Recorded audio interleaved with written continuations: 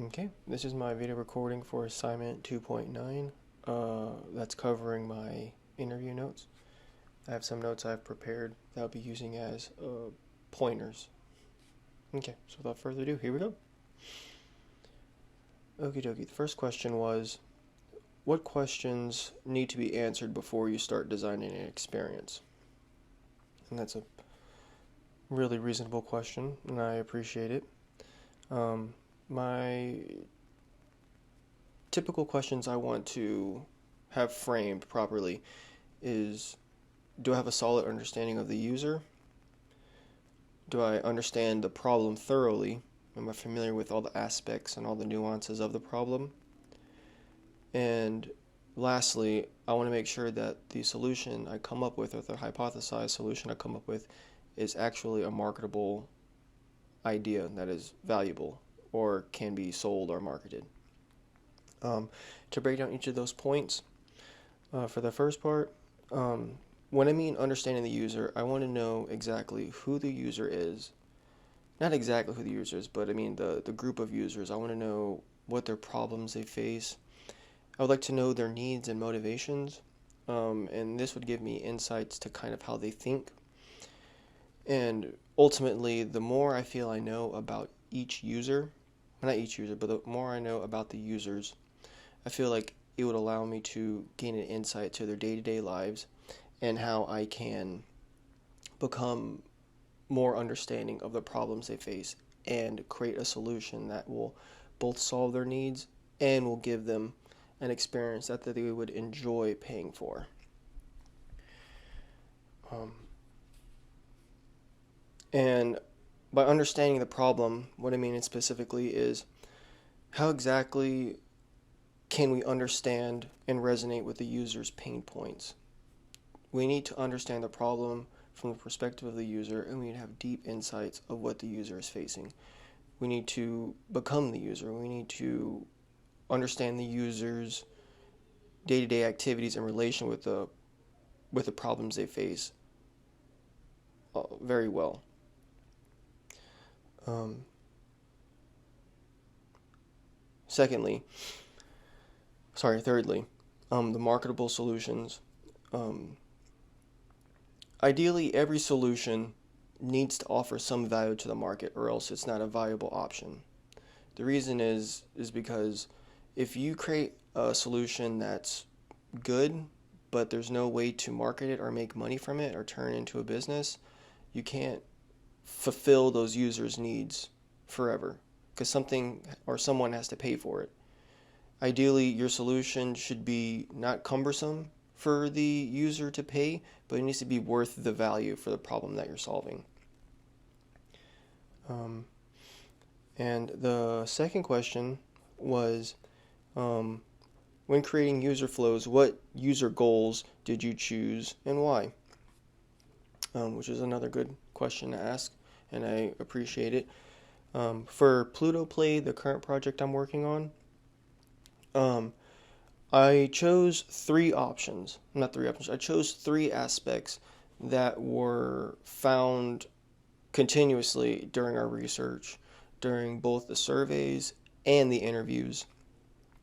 And those 3 points were, um, that ended up by using for goals, were applying for an account, securely sending money, um, not Snapchat, sorry, Cash App, Venmo, Zelle, they all have really thorough money transfers from person to person, but some users have expressed that there are security concerns, both someone accessing the account and sending funds, or them sending funds by accident to the wrong person, which usually isn't a security thing, it's more of a reliability.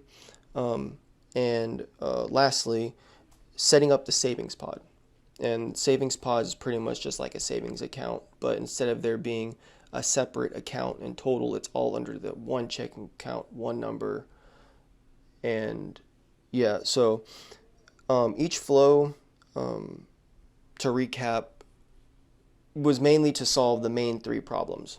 And starting from these 3 points, we could branch out into other areas, but we're mainly going to focus on these three aspects because they are being represented in all of our research that these are the main problems for our users currently at the moment. The third question was, can you describe a time when the requirements changed in the middle of a project and how it would handle that? Well, luckily for PlutoPay, we didn't have any requirement changes kind of out of the blue, but if I were to encounter just kind of sporadic requirement changes, I would go as the following. And I also have some points to cover that as well. First, I would like to review the new notes very thoroughly. I want to go through it with the team and analyze each and every portion that's changing. This would pretty much get everybody on the same page. And then once we have a thorough understanding of what the new kind of task is or the new assignment is, we need to make sure that, we need to identify which features that we currently have are being eliminated and being replaced by these new requirements. And depending on each new task or new requirement, we would divvy that out to the appropriate team member. So if if the new requirements were saying that we're going with a different section of users that respond differently to different user interfaces, we would appropriately assign that to the UI team and have them handle that new requirement set. And ideally, if it's a different set of users and they have different needs, then the UX team would handle that. We would then collaborate with project managers and stakeholders to go over these new changes to make sure everyone's on the same page and everyone's held accountable for their part in these new changes. To recap, we would determine the projects affected by changes, assign responsibility for the new alterations and the new elements, and we want to treat each new requirement as a brand new feature, pretty much. If it's something extremely different that our research hasn't covered or hasn't gone into, we would do the appropriate research. But if research isn't necessary, we would just use it kind of as a checking point and then A/B test to make sure we're still on the right track. And lastly, the fourth question was, what design tools do you use and when would you use... Sorry, that was phrased very weird. Pretty much the last question was what design tools and methods I use. So this one's a little tricky. I would say that my two preferred tools is delivered by my personality, pretty much. The first tool is curiosity and humility. And those two are fundamental for all the projects I would like to work on. Curiosity, because in order to solve a problem, you have to be curious enough to dive into it and thoroughly understand it. And you can't do that without humility. You have to understand that not every user or groups of users are like you, or they think like you, or they come from the same background as you. So in order for you to see from their point of view, you have to empathize with them and use your humility to lower yourself to their level, or not lower yourself to their level, but become equals to them. I'm not saying you're above or below, but you want to become them, and you have to exercise humility. You have to think in the way they do, understand the way they do, and try to reason in the same way they do. And I feel like these traits aid in problem identification and understanding during research or the discovery phase.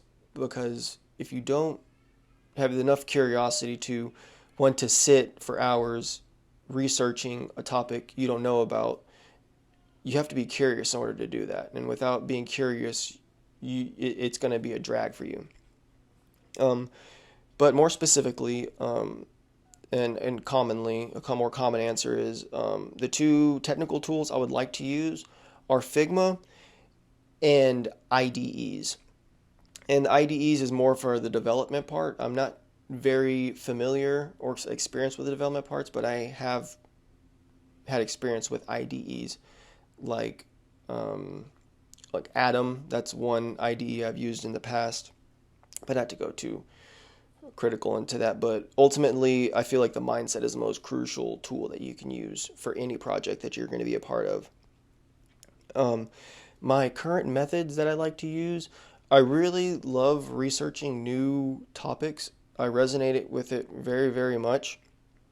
Although I do feel like I am underexperienced in the research category of user experience, but I do feel like I do offer great insights and great levels of curiosity to look into a new category and dive deep into the concepts and the parts of the user's problem.